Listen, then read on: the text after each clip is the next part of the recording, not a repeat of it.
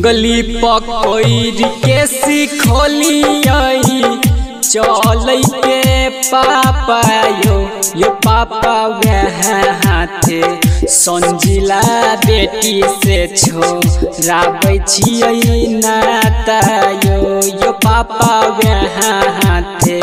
संजिला बेटी से छोड़ाबै छियै नाता DJ good Madhubani DJ good Madhubani DJ good Madhubani DJ good Madhubani Maithili recording studio Khutauna बाजार।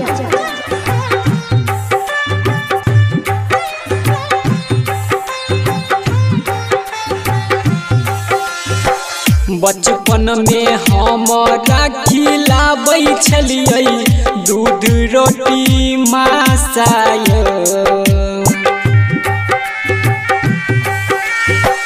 बचपन में हमरा खिलाबै छलियै दूध रोटी मासाय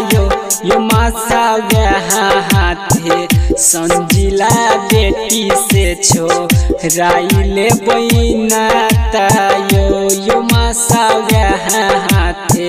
संजिला बेटी से छोड़ाई लेबै नाता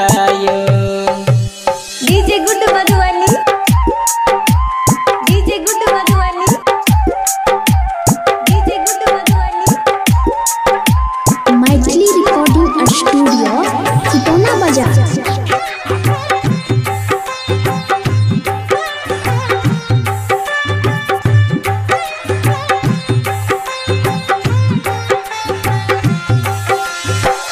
बीकेसी धर्मेंद्र चाचा केहन छै धाता